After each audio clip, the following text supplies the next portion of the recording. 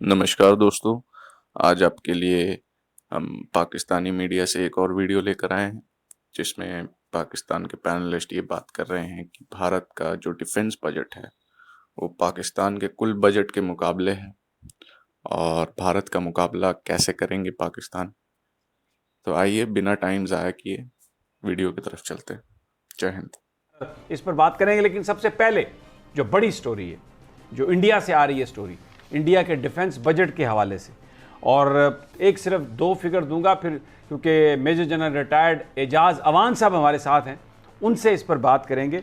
देखिए, तकरीबन 49.6 billion dollars का ये बजट है। 3% उन्होंने इंक्रीज़ की है और इसमें 18.48 अरब डॉलर जो हैं वो वेपन्स प्रोक्योरमेंट के लिए हैं, नए हथियार खरीदने के लिए हैं। इंडिया ये सब कुछ कर रहा है।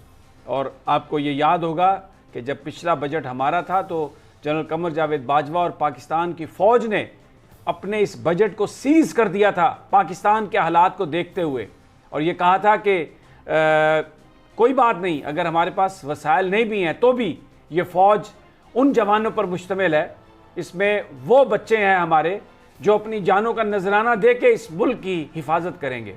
और दूसरी तरफ इंडिया तो किया। और ये जो तफसीलात हैं जिसमें उन्होंने बताया जा रहा है कि राफेल जहाज़ और फिर वो जो S-400 मिसाइल जो उनका वो डिफेंस सिस्टम है वो, और पता नहीं ये क्या कुछ भारत खरीदना चाह रहा है। तो ये एक ऐसी दौड़ शुरू कर रहा है खित्ते में।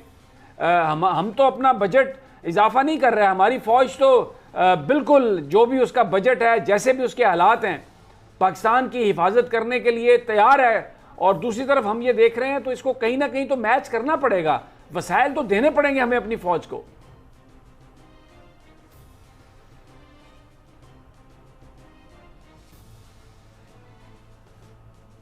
एजाज अवान साहब की लाइन ड्रॉप हो गई है, हम कोशिश कर रहे हैं कि उनसे हो जाए राब्ता। मैं जब तक थोड़ा आपको और बता देता हूँ, इसमें नेवी के लिए अलहदा उन्होंने पैसे रखे हैं, एयरफोर्स के लिए 7 पॉइंट यानी तकरीबन 7.25 अरब उनको वो रखे जाएंगे। नेवी के लिए तकरीबन 4.5 अरब रखे जाएंगे। इंडियन आर्मी आ रहे हैं। और जो प्रोक्योरमेंट है, पिछले 15 सालों में सबसे ज़्यादा यानी 16% उन्होंने इजाफा किया है जो नए हथियार खरीदने हैं। अब ये किसके लिए खरीदने हैं? ये हमारे लिए खरीदने हैं ना, और किसके लिए खरीदने हैं? चाइना ने तो जो दुर्गत बनाई है इनकी लद्दाख में, उनकी तरफ तो देखते नहीं है। और जो हमने अभिनंदन को जैसे पकड़ा और पाकिस्तान की एयरफोर्स ने जिस बहादुरी से इनको जवाब दिया और पहले टारगेट इनके लॉक करके इनको ये मैसेज दिया कि पाकिस्तान पूरी तरह तैयार है अपनी हिफाजत के लिए, तो ये 16% इन्होंने इजाफा किया है। एजाज अवान साहब से मेरा ख्याल है राब्ता हमारा बहाल हो गया। जी अवान साहब, अगर आप मेरा सवाल सुन पाए थे, नहीं तो मैं दोबारा उसको वो कह देता हूं। जी, मैंने आपका सवाल सुन लिया था। मेरी आवाज क्लियर आ रही है अभी? जी जी बिल्कुल क्लियर है अवान साहब, बिल्कुल हम सब सुन रहे हैं। और ये जो आपने एक एप्रीहेंशन जिसका इजहार किया है कि खित्ते में एक आर्म्स रेस शुरू हो जाएगी, यकीनन वो रेस एक अनफॉर्चुनेटली इस खित्ते का मुकद्दर बन गई है 2 वजूहात से। एक ये कि हिंदुस्तान को एज अ प्रॉक्सी अमेरिका इस्तेमाल करना चाहता है चीन के खिलाफ, और हिंदुस्तान चीन का किसी भी एतबार से मैच नहीं है। वेपन सिस्टम्स हो या इलेक्ट्रॉनिक्स हो, टेक्नोलॉजी हो, वॉर की एयरप्लेन्स हो, मिसाइल्स हो या इकानमी हो, तो वो किसी से मुकाबला नहीं है चाइना का। इसलिए उन्हें इस्तेमाल किया जा रहा है, और उस इस्तेमाल की वजह से उनकी जो दिफाई सलाहियत है, उनकी जो ऑफेंसिव सलाहियत है, उसमें बड़ी भारी इन्वेस्टमेंट आएगी और यकीनन अमेरिकन और इजरायली इक्विपमेंट की बहुत बड़ी मार्केट बनने जा रहा है हिंदुस्तान। अब वो अपने वसाइल से खरीदता है या उसको इमदाद में मिलते हैं, हम भी नजर रखेंगे, आप भी देखेंगे। अभी जो S-400 मिसाइल सिस्टम रशियन वो इंडक्ट कर रहे हैं, उससे हमारी मिसाइल टेक्नोलॉजी और हमारी एयरफोर्स पर असरात पड़ेंगे, क्योंकि हमारे एयरक्राफ्ट को टेक ऑफ करते ही अगर सेंटर से देखें पाकिस्तान का जो नक्शा है, तो हमारी कुल गहराई 460 किलोमीटर है। हमारा जो कमर से पाकिस्तान का फैलाव है, जबकि हिंदुस्तान 3850 किलोमीटर गहरा। वो उनकी डेप्थ बहुत ज्यादा है।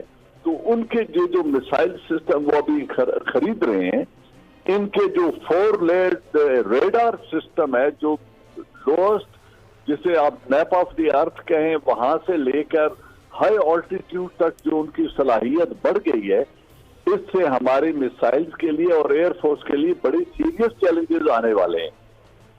फिर वो इसको जब बैक करेंगे राफेल एयरक्राफ्ट से, जब वो तमाम इंडक्ट हो जाते हैं और ऑपरेशनलाइज हो जाते हैं, तो यकीनन खित्ते में जो फोर्स बैलेंस है जो इस वक्त है, उस वक्त वो हिंदुस्तान की तरफ टिल्ट होना शुरू हो जाए।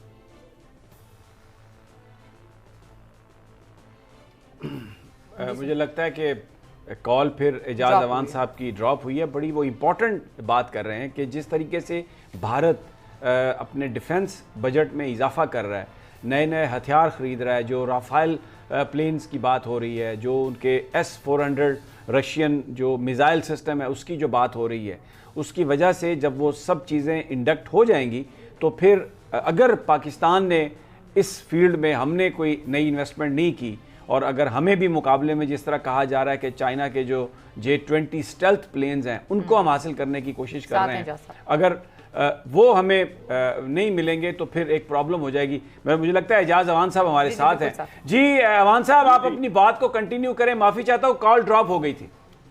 आई डोंट नो आपके सिस्टम में क्या और मेरी बात कहाँ पे ड्रॉप हुई, मुझे अभी ये सुनाई आप बिल्कुल आप यहाँ पर थे कि जो टिल्ट है वो फिर भारत की तरफ चला जाएगा जब ये सब इंडक्शंस हो जाएंगी, यहाँ पर थे आप। जी जी ओके। तो यहाँ पे ये हो रहा है कि अब स्मॉल आर्म्स की इंडक्शन वो इजराइल से हो रही है।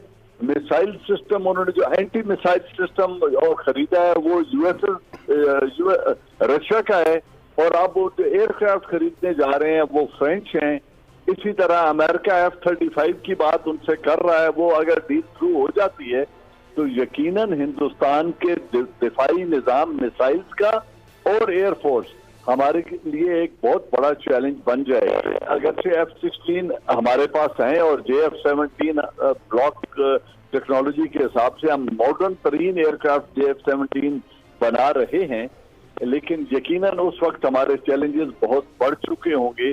तो हमें देखना ये है कि उन मिसाइल्स की जो दिफाई मिसाइल सिस्टम लगा रहे हैं वो उसको पेनिट्रेट करने के लिए फिर हमें चाइना की तरफ देखना पड़ेगा, क्योंकि वो अपनी टेक्नोलॉजी एक्वायर कर चुके हैं।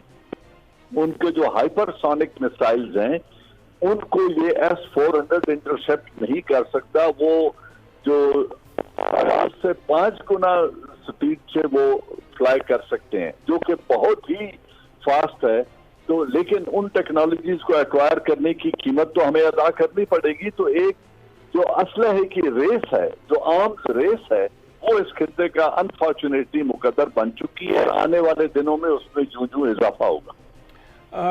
जनरल एजाज अवान साहब, बड़ा थैंक यू वेरी मच। आपने बिल्कुल जो कूजे